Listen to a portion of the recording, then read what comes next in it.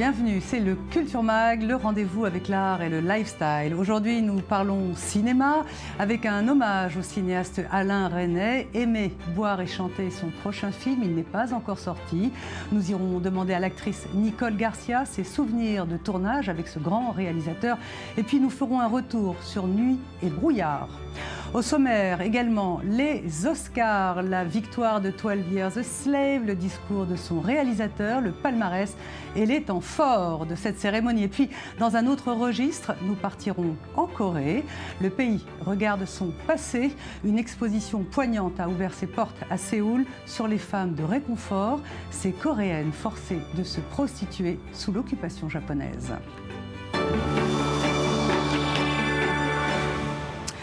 Voilà pour le sommaire. Merci d'être fidèle à A24 News. Un retour sur les Oscars avec la cérémonie qui a eu lieu dans la nuit de dimanche à Los Angeles. Comme attendu, le film 12 Years a Slave, Laetitia Loreni a remporté 3 Oscars, meilleur film, meilleur second rôle et meilleur scénario. Avec cette histoire vraie de Noirs libres devenus esclaves, est-ce que Hollywood ne s'est pas inscrit dans un registre politique? Alors c'est vrai que cette année, la cérémonie n'a jamais été aussi politique. Là, on a la victoire donc, de Steve McQueen. C'est le 3e réalisateur noir qui est nominé pour la cérémonie des Oscars. C'est le premier à remporter la statuette pour un meilleur film.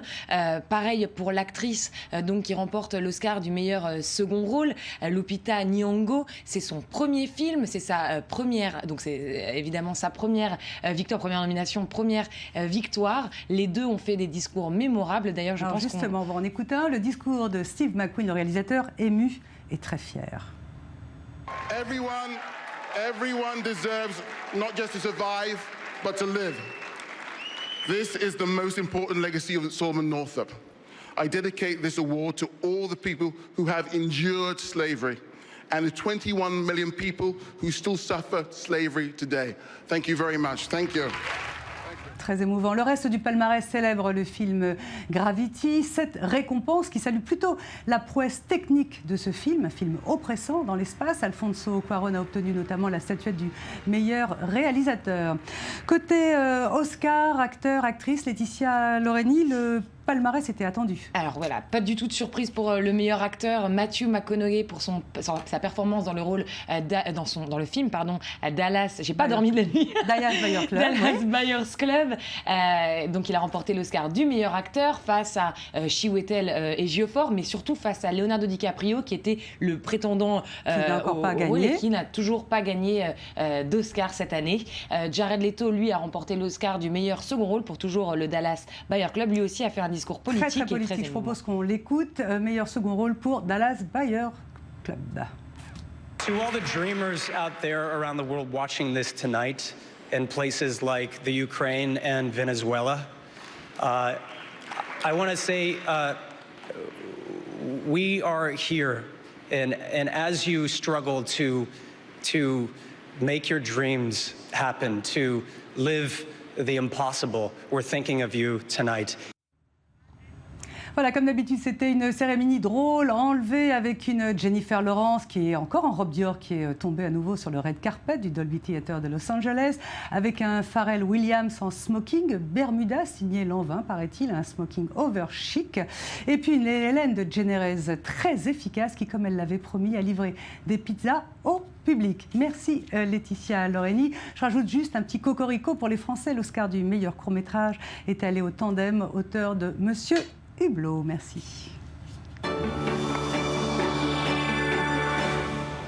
Une page du cinéma français s'est tournée samedi avec la disparition du cinéaste Alain Resnais. Il est mort en famille dans sa Bretagne natale, entouré des siens. Il avait 91 ans. On va regarder d'abord un extrait de son prochain film, Aimer, boire et chanter, il n'était pas là, mais qui était présenté à Berlin. Ah, Georges. T'étais où? Je suis passée chez Georges. Je te l'avais dit. T'étais où? Je suis passée chez Georges. Tu vas y retourner alors? Revenir avec ce Georges, c'est ça? C'est vrai, je t'ai suivi, oui. Tu voulais voir si Georges et moi, on était en train de s'enfiler comme des lapins? Alain Resnais a eu sa première caméra à l'âge de 12 ans dans une famille bretonne qui considérait que le cinéma, c'était pour les crétin. Très cultivé, inspiré par les surréalistes, résolument non conventionnel, Alain Resnais s'est constitué une famille de comédiens, presque toujours les mêmes, Pierre Arditi, André Dussolier, Sabine Azéma, sa femme, et puis Lambert Wilson, avec lesquels il tournait tous ses films. Alain Resnais a également découvert des grands talents féminins. Emmanuel Riva pour Hiroshima, mon amour, Delphine Seyrig pour l'année dernière à Marienbad, et puis en 1980, Nicole Garcia, actrice dans Mon oncle d'Amérique. Nous sommes en ligne avec Nicole Garcia, justement. Nicole, merci. Alain Resnais est mort en famille, paisiblement, entouré des siens. Est-ce que c'est une fin qui lui ressemble ? En famille, non, pas tellement, je crois. Sa famille, c'était le cinéma, alors c'est sûrement des gens proches, des gens qui faisaient le cinéma, j'imagine, qui étaient près de lui, mais c'est merveilleux d'ailleurs. Son dernier film, je trouve ça extraordinaire comme sortie, s'appelle Chanter, aimer et boire, ou Chanter, manger et boire. C'est merveilleux comme dernier film, comme sortie, c'est un titre magnifique. Je pense pas que... Peu de cinéastes ont travaillé jusqu'à 91 ans. Il avait encore un nouveau projet. Son film n'est pas encore sorti. Je pense que sa vie était dédiée au cinéma, plus que sa famille. Nicole Garcia, Alain Resnais vous a découvert pour le film Mon oncle d'Amérique. Vous étiez toute jeune. Comment ça s'est passé ? Ah oui, j'étais paniquée. J'ai passé tout le tournage en état de panique. Et je le regrette. C'était un film très important pour moi. Il m'a donné ma place un peu dans le cinéma français. Dans le cinéma tout court d'ailleurs. Et surtout c'était important parce qu'il me semble que si je suis devenue metteur en scène, c'est pris à la source de ce film-là. Je ne le savais pas encore, mais 10 ans plus tard, quand j'ai commencé à vouloir tourner, c'est ce qui m'a impressionné au sens le plus fort du terme de ma rencontre avec Resnais, qui m'a propulsé en tout cas dans ce désir de mise en scène. Mais le tournage lui-même avait été très, très merveilleux, mais j'avais si peur, tellement peur de lui déplaire, que j'étais tout le temps comme ça en état de très peu libre. Je regrette de ne pas avoir retourné avec lui maintenant, quand je suis une actrice plus tranquille, dirons-nous. Nicole Garcia, Alain Resnais a constitué une petite famille autour de lui. Est-ce que c'était ça, sa patte de cinéaste ? Oh non, sa patte, elle est plus dans les sujets qu'il a traités, de sa manière de filmer.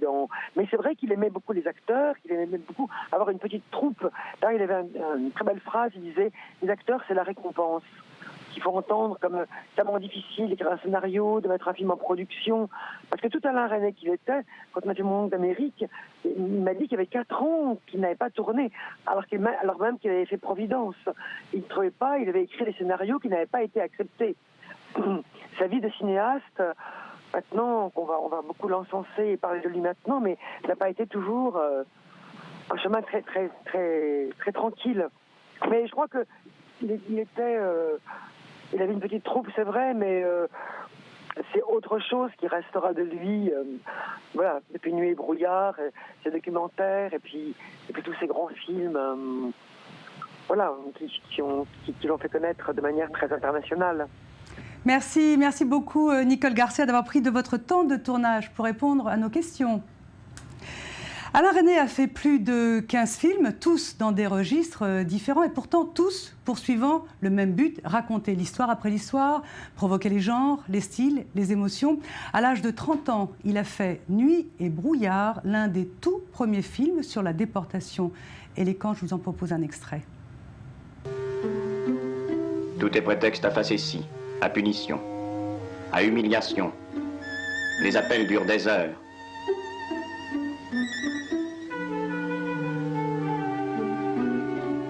Un lit mal fait, 20 coups de bâton.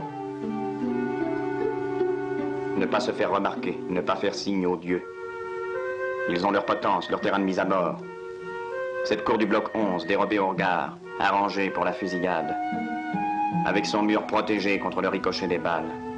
Alors Nuit et brouillard était un film de commande du gouvernement. Il est sorti en 1955 pour le 10e anniversaire de la libération des camps. C'était un documentaire de 32 minutes.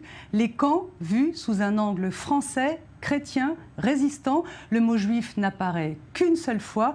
Les policiers français collaborateurs ont été gommés sur la pellicule par la censure de l'époque. Le texte était dit par l'acteur Michel Bouquet et écrit par Jean Quérol.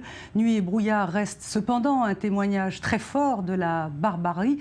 Le titre de ce documentaire vient de Nacht und Nebel, c'est ainsi que les nazis appelaient les déportés. À suivre, une exposition particulière en Corée du Sud. Pour la première fois, un travail artistique sur les femmes de réconfort sous l'occupation japonaise a vu le jour. Mais pour le moment, voici les highlights et l'agenda des expositions dont il faut avoir entendu parler, à défaut de les avoir vues. À Los Angeles, le festival des musiques séfarades réunit sur la côte ouest le meilleur de la culture et de la musique de ce genre. Au programme, artistes yéménites, orientaux et ladinos du monde entier. Un festival qui offre une plateforme aux interprètes de musique populaire traditionnelle séfarade et aux artistes utilisant les rythmes, mélodies et thèmes séfarades dans leur style musical moderne. Une programmation exceptionnelle, Yemen Blues, Shah of Sinai et Sarah ROST, des rythmes qui résonneront jusqu'au 11 mars. Suite à leur récente tournée triomphale, c'est à Londres que la maison de la danse Sadler's Wells accueille Blaze, la troupe de danse de rue qui fait sensation. Dans le casting, 16 danseurs dont Ivan Blackstock de la compagnie Bird Gang. Un spectacle pour toute la famille, hip-hop, breakdance, mode urbaine, vidéo art et graffiti. Découvrez ce show au Peacock Theatre de Londres jusqu'au 8 mars. Les photos de célébrités entrent au musée. Le Centre Pompidou de Metz accueille la première exposition consacrée aux photos de paparazzi. Au programme, arrivée de stars avec flash et tapis rouge, 600 clichés volés et les œuvres contemporaines que celles-ci ont inspirées. Une exposition controversée qui met en valeur le travail des chasseurs de stars. Riche et excitante, cette exposition n'élude ni la difficulté du travail des paparazzi, ni la souffrance infligée aux célébrités. Paparazzi, à découvrir jusqu'au 9 juin. Un événement particulier a eu lieu cette semaine au Musée national de l'histoire contemporaine de Séoul, en Corée du Sud. C'est une exposition de femmes, elles ont plus de 80 ans. Sous l'occupation japonaise, ces femmes ont été forcées de se prostituer, c'est ce qu'on appelle les femmes de réconfort. Et une exposition leur rend hommage, c'est le récit de Sandy Fortis. Toutes ensemble, elles ont coupé le ruban. Un geste solidaire qui annonce l'ouverture d'une exposition très spéciale pour ces Sud-Coréennes. Une exposition sur un sujet sensible, la prostitution forcée de jeunes femmes sous l'occupation japonaise pendant la Seconde Guerre mondiale. Les preuves les plus intéressantes, ce sont les témoignages des victimes. Rien ne peut être plus fort comme preuve que ça. Nous avons créé cette exposition spéciale basée sur ces témoignages. Documents, dessins, témoignages audio, tous réalisés par des survivantes de cette tragique période, celles qu'on appelle les femmes de réconfort. Elles sont 55 sur les 237 sud-coréennes à s'être déclarées victimes d'esclavage sexuel, à être encore en vie, avec une moyenne d'âge supérieure à 85 ans. Au-delà de rappeler au public ce que plus de 200 000 femmes asiatiques ont subi, cette exposition est également un moyen pour obtenir la reconnaissance du Japon.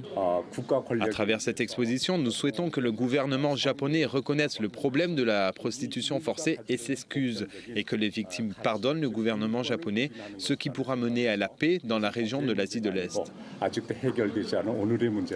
En 1993, le Japon avait officiellement exprimé ses regrets quant à cet esclavagisme sexuel. Depuis, les différents gouvernements avaient tenté de minimiser ces propos. Le secrétaire général du gouvernement japonais, Yoshihide Suga, a récemment affirmé qu'il allait constituer une équipe pour réexaminer les excuses officielles faites par son prédécesseur. Le pays du soleil levant a toutefois du mal à faire face à cette partie de son histoire. En janvier dernier, le Japon avait exprimé son fort mécontentement lors de la diffusion d'une partie de cette exposition au célèbre Festival international de la bande dessinée à Angoulême. Une réaction qui n'a pas empêché le gouvernement sud-coréen de sponsoriser l'événement inauguré le 1er mars, marquant ainsi le 95e anniversaire de la journée d'indépendance de la Corée du Sud.